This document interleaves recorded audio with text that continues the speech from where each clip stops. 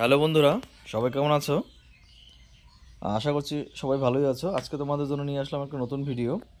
যে ভিডিওতে আজকে দেখাবো কিভাবে সামনে 25শে ডিসেম্বর আসছে, ক্রিসমাস ডে।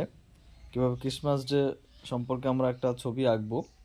তো ক্রিসমাস ডে যেহেতু চলে আসছে, সেহেতু আমরা একটা সিনারি আঁকছি। চলো শুরু করা যাক। প্রথমে আমরা বরফে ঢাকা ঘর আঁকবো। তো বরফে ঢাকা ঘর আঁকার জন্য আমাদের ঘরটা একটু অন্যরকমভাবে করতে হবে। উপরে বরফ পড়েছে, চালটা অনেকটা পুরু, সেই অনুপাতে আমরা দাগ দিয়ে বাদিক দিয়ে এইভাবে করে একটা দাগ দিয়ে দিলাম, এর মতন করে লিখলাম। আমরা এই পাশে ঠাকিয়ে দিলাম। চালটা যেহেতু মোটা হবে, বরফে ঢাকা, সেহেতু চালের যে থিকনেসটা সেটা আমরা একটু মোটা বোঝানোর জন্য এইভাবে করে দিয়ে দিলাম। ভিতরের অংশটা দেখা যাচ্ছে, যেটা এভাবে করে রাখলাম। তো সবসময় লক্ষ্য রাখতে হবে যে বরফের যে ঘরগুলো হয়, সেগুলো নিচের যে দেওয়ালটা হয় সেটা কাঠের হয়, এবং উপরেরটাও কাঠেরই হবে, টিনের হয়, সেটা বরফ দিয়ে ঢাকা থাকে। এবার আমরা দরজাটাকে করে নিচ্ছি। দরজাগুলো খুব সুন্দরভাবে করতে হয়, তো আমরা এই দরজাটা আঁকলাম। তো ভিডিওটা আমি একটু আস্তে আস্তে করছি, যেন ছোট ছোট বাচ্চারা খুব অনায়াসে বুঝতে পারে এবং বুঝে বুঝে ছবিটাকে করতে পারে। ভিডিওটা প্রথম থেকে শেষ পর্যন্ত অবশ্যই দেখবেন।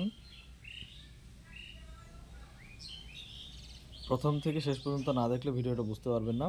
আমি খুব আস্তে আস্তে সমস্তটা বুঝিয়ে বুঝিয়ে করেছি, যেন ছোট বাচ্চারা এই ভিডিওটা দেখে দেখে সুন্দর করে এই ক্রিসমাস ডে ছবিটি আঁকতে পারে। ক্রিসমাস ডে গাছটা আঁকে নিলাম। প্রথমে এক লম্বা দাগ দিয়ে নিয়েছি এবং দুই পাশে সমানভাবে এইভাবে করে ঢেউ ঢেউ করে যে পাহাড়ি এলাকা বরফে ঢাকা যে গাছগুলো হয়, ক্রিসমাস ট্রি যেটাকে বলে থাকি আমরা, সেটা আমরা এঁকে দিলাম। এবার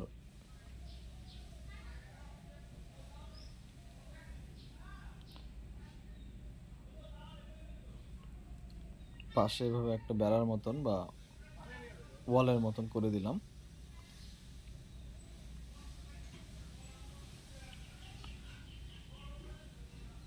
এরপরে আমরা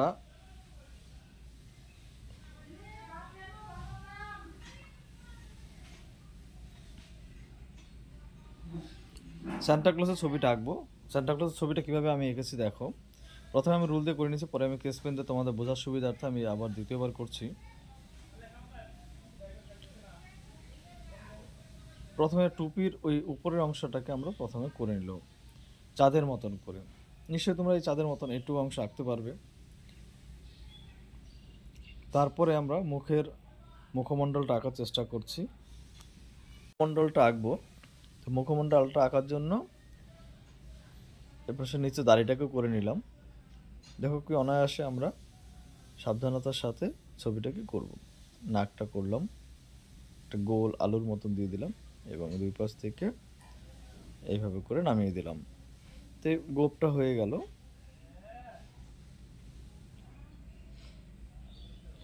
ভিডিওটা তোমরা যদি ভালো করে লক্ষ্য করে দেখো, তাহলে ছবিটি তোমরা নিজেরাই করতে পারবে। এই ভিডিওটা আঁকা এবং শেষে রং করাটাও দেখিয়ে দেওয়া হয়েছে, ছোট বাচ্চারা কীভাবে রং করবে সেটাও দেখানো হয়েছে। তো এই চ্যানেলে যদি তোমরা নতুন হয়ে থাকো, অবশ্যই আমার চ্যানেলটিকে সাবস্ক্রাইব করবে। ভিডিওটি ভালো লাগলে একটা লাইক করবে, তোমার বন্ধুবান্ধবের মধ্যে শেয়ার করবে। এরকম তোমাদের জন্য আরও অনেক নতুন নতুন ভালো ভালো ভিডিও আমি আগেও ছেড়েছি, আগামী দিনেও ছাড়বো। তোমাদের যদি কোনো ছবি আঁকতে অসুবিধা হয়, কখনো কোনো সমস্যা হয়, বিভিন্ন কম্পিটিশনের জন্য বিভিন্ন সাবজেক্টের ড্রয়িংগুলো করতে হয়, তোমাদের যে কোনো রকম প্রশ্ন বা যে কোনো রকম জিজ্ঞাসা আমাকে সরাসরি করতে পারো। আমি চেষ্টা করব তোমাদের সেই সমস্যা, সেই ছবিগুলো এঁকে আমি ইউটিউবে দেওয়ার জন্য।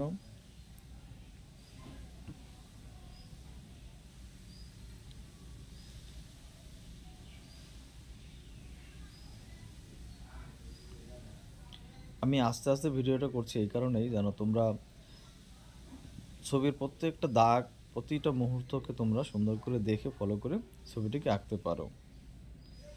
ওই জন্যই আমি আস্তে আস্তে করছি।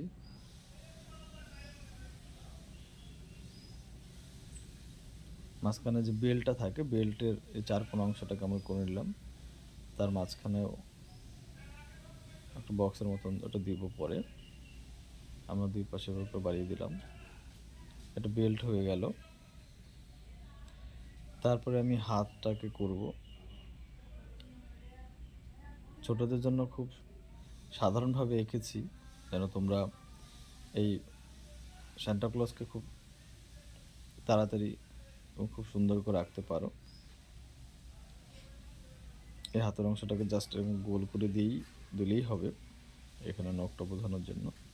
এপাশে গোল করে দিয়ে নখটা বোঝানোর জন্য হয়ে গেল।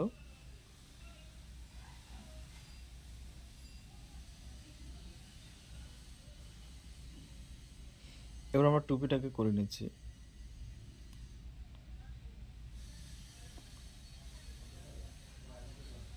প্রথমে আমি রুল দিয়ে আর্ট করেছিলাম, রুলের দাগটা ঠিক বোঝা যাচ্ছে না, তাই আমি স্কেচ পেন দিয়ে আবার দ্বিতীয়বার সেই পদ্ধতিটা আমি দেখাচ্ছি।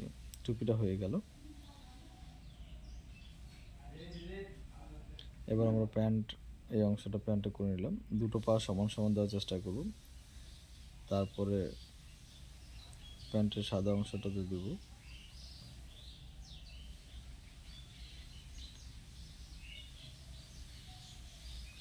এটা হয়ে গেল। ছোট বাচ্চাদের যখন আপনার সামনে বসে বসে ছবি আঁকা শেখাবেন, বা ছোট বাচ্চারা যখন তোমরা ছবি আঁকবে, তো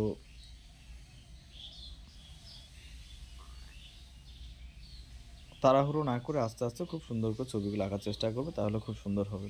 রং করার সময় খুব তাড়াহুড়ো করবে না। তোমাদের যে যত বেশি ধৈর্য নিয়ে করবে এবং আস্তে আস্তে ভেবে ভেবে করবে, তখন তোমাদের ছবিগুলো খুব সুন্দর হবে। এই পাশে হচ্ছে গিফট বক্স। সান্তা ক্লজের যে গিফট নিয়ে সবার বাড়ি বাড়ি যায়, এটা গিফট বক্স, এটার মধ্যে গিফট থাকে।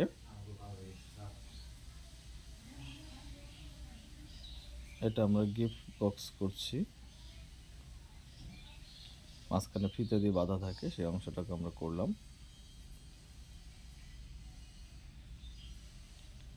বাঁধার উপরের অংশটাকে আমরা এভাবে করে নিলাম।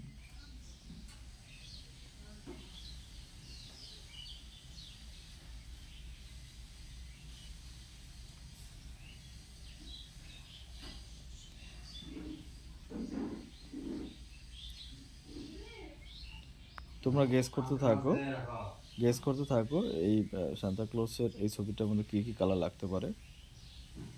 সেই কালারগুলো ড্রয়িং হয়ে গেলে সেই কালারগুলো মিলিয়ে নিয়ে বের করতে হবে। এর মধ্যে আমরা প্রথমে যেটা করব সেটা হচ্ছে আকাশটাকে একটু ডিপ নীল করব। পাহাড়গুলো বরফে ঢাকা, তাই সেগুলোকে হালকা বেগুনি শেডিং করব। আমি ডোমসের কালার দিয়ে কালার শুরু করলাম। প্রথমে আকাশটাকে করে নিলাম। দেখো, আকাশটাকে আমি ডিপ নীল করার চেষ্টা করছি। আকাশটা আমি ডিপ নীল করে দিলাম, এবং তোমরা রঙগুলোকে সবসময়ের জন্য একটু আউটলাইন করে তারপর রঙগুলো করবে। দেখো, আমি চারপাশে সুন্দর করে আউটলাইন করে নিচ্ছি। তোমরা রং করার সময় একটা জিনিস ভুল করে ফেলো, যে আউটলাইনটা না করে রং করার চেষ্টা করো, রঙগুলো বাইরে চলে যায়। প্রথমে আমি আউটলাইন করে তারপর মাঝখানে রং করার চেষ্টা করছি। দেখো, এভাবে করে রংটা করে দেবে ডান দিক থেকে বাঁ দিকে। আকাশটা হয়ে গেল। এবার আমি পাহাড়টা শুরু করব। পাহাড়টাকে হালকা বেগুনি দিয়ে দেবো, একদম হালকা হালকা করে বেগুনি কালারটা দিয়ে আমরা টাচ করে দিচ্ছি। ওয়ান সাইড, এক পাশ করবো, এক পাশে সাদাই থাকবে, এবং নিচটাকে একটু বেগুনি করে দিলাম। ঘরের চালের নিচটা একটু বেগুনি করে দিলাম, ব্যাস।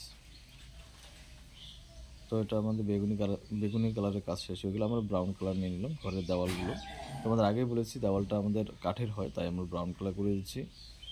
দেওয়ালে বরফ লাগে না, তো এটাকে আমরা ব্রাউন কালার করে দিলাম। ভিতরটাতে ডিপ ব্লু করে দিয়েছি, পার্সিয়ান ব্লু যেটা বক্সের, এটাকে আমরা গ্রিন কালার করলাম, এবং টুপিটাকে আমরা রেড কালার করে দিচ্ছি। তোমরা তো জানোই সান্তা ক্লজের কী কালার হয়, টুপি রেড, এবং জামাটাও রেড কালারেরই হয়। তো একটা জিনিস লক্ষ্য করবে, আমি প্রথমে বর্ডার করছি, তারপর কালার করছি। তোমরাও আউটলাইনটা করে নেবে, তারপর মাঝখানে কালার করবে। আউটলাইন করে তারপরে কালার, আউটলাইন করে তারপরে কালার। তোমরা এইভাবে যদি কালার করো অবশ্যই কালারগুলো খুব সুন্দর হবে।